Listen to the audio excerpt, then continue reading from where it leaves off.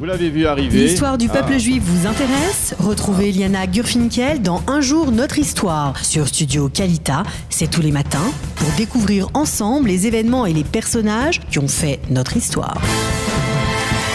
Voilà, je disais que vous l'avez vu arriver, très certainement, vous l'avez vu passer. Elle vient d'arriver, Liana Gurfinkel, pour nous présenter sa chronique Un jour notre histoire, une chronique qui, comme nous l'avions convenu, est consacrée à Rachel, la matriarche, qui est enterrée à Bethléem. Exactement. Vous m'entendez, Daniel ? Parfaitement. Très bien. Alors, voilà, on va parler aujourd'hui de Rachel Imenu et je voulais particulièrement m'intéresser à sa sépulture, au Kever Rachel, qui se trouve donc à Bethléem, et raconter un petit peu son histoire en rapport avec notre actualité et surtout... Parce qu'il faut bien avouer que c'est une sépulture qui est extrêmement célèbre dans le Tanakh, dans l'histoire du peuple juif. Et c'est une sépulture qui a connu plusieurs mutations, en particulier ces dernières années. Exactement. Alors, d'abord, pour les Juifs, le tombeau de Rachel Imenu, le Kever Rachel, est un site saint, c'est un lieu saint pour le judaïsme. Il est à côté de la ville de Bethléem, sur la route de Jérusalem, ou sur la route de Hebron, ça dépend dans quel sens vous y allez. Et alors, elle est extrêmement connue puisque, dans la Bible, on raconte que Rachel va donner naissance à Binyamin, à Benjamin, et qu'en donnant naissance, elle va mourir sur la route, et c'est donc à l'endroit de Bethléem, et c'est à cet endroit-là qu'elle est enterrée. Et alors ça, c'est l'histoire qu'on a dans le Tanakh, dans le Pentateuque, mais un peu plus tard, dans le livre de Jérémie, on nous parle d'une prophétie, et la prophétie est la suivante. Une voix retentit dans Rama, une voix plaintive d'amers sanglots. C'est Rachel qui pleure ses enfants, qui ne veut pas se laisser consoler pour ses fils, car ils ne sont plus. Ainsi parle Hachem, que ta voix cesse de gémir et tes yeux de pleurer, car il y aura une compensation à tes efforts, parole de Dieu. Ils reviendront du pays de l'ennemi, et il y a de l'espoir pour ton avenir, parole de Dieu. Tes enfants rentreront dans leur domaine.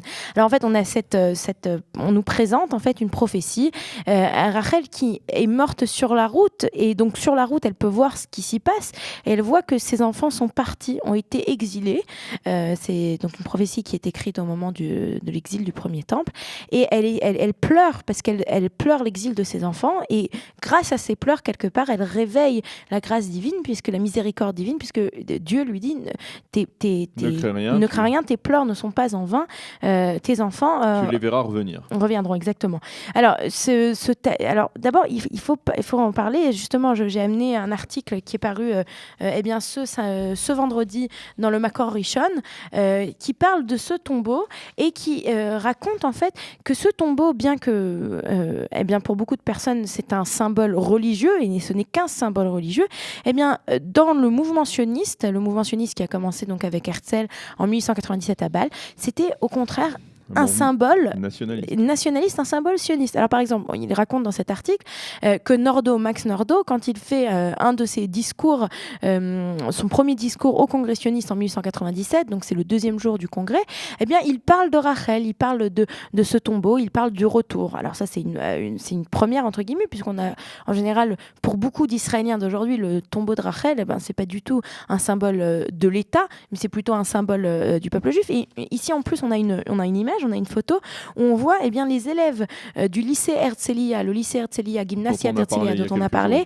On a parlé, une des choses qu'on avait dit à ce moment-là, c'est que le Gymnasium Herzliya, c'est le premier lycée qui est en fait le lycée israélien laïque, si on peut dire, qui donne un enseignement hébreu et non pas un enseignement juif.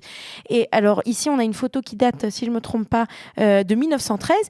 Oui, puisqu'en 1913, le Gymnasium Herzliya prenait ses élèves et allait visiter le Kever Rachel. Donc le Kever Rachel, il faut comprendre que très rapidement a pris une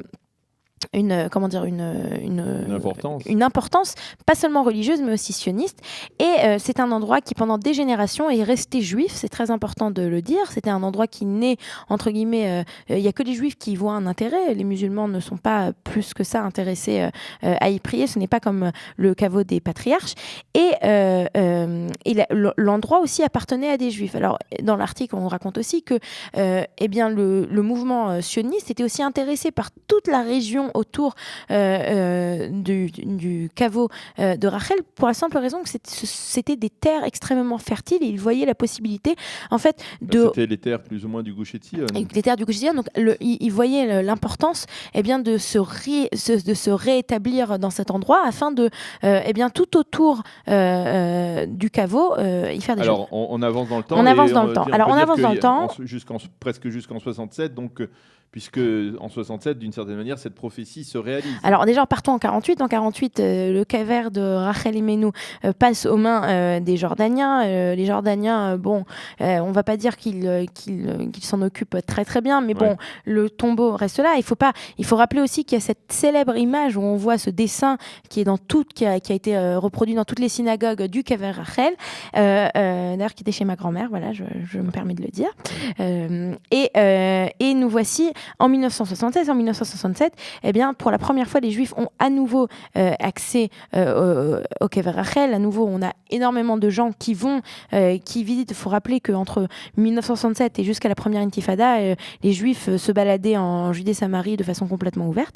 Et là, en 1990, quand on a, à partir des années 90, quand on a, on commence à parler des accords d'Oslo, 93, 94, il se trouve que Rabin souhaite que le Kever Rachel fasse partie de Bethléem et que tout soit donné sous le contrôle de l'autorité palestinienne. Et il y a une histoire très célèbre qu'a raconté Hanan Porat, l'ancien ministre et l'ancien député, qu'il est allé avec Porush qui était un député, Menachem Porush qui était un député des partis de la Agudat HaTorah, des Haredim, Agudat Israël, pardon, et ils vont voir Rabin et il pleure. Et il se met à pleurer, il lui dit « Ma mère Rachel, Rachel, c'est maman Rachel, comment est-ce que tu peux faire une chose pareille? Comment est-ce que tu peux donner le contrôle du Kever Rachel ?» Et juste avant de signer les accords d'Oslo, Rabin cède et change la carte et il fait en fait un crochet. Et c'est la raison pour laquelle quand aujourd'hui vous vous rendez au Kever Rachel, vous voyez en fait qu'il y a une espèce de muraille, une enclave exactement. C'est grâce à l'action de Meir Porush de Porush et de Hanan Porat, car ils ont toujours dit que c'était un endroit très très important pour la juive. Il faut noter que le terrible hasard a voulu que Rabin soit assassiné aussi le 11 Rejvan, le jour de la date du décès de Rachel Imenu. Voilà. Merci Eliana pour nous avoir présenté cette chronique consacrée à Rachel Imenu et au tombeau de Rachel. Une pause musicale et on se retrouve ensuite pour la revue de la presse. Vous aimez l'histoire juive ? Retrouvez Eliana Gurfinkel dans Un jour notre histoire sur Studio Kalita, c'est tous les matins, pour découvrir ensemble les événements et les personnages qui ont fait notre histoire.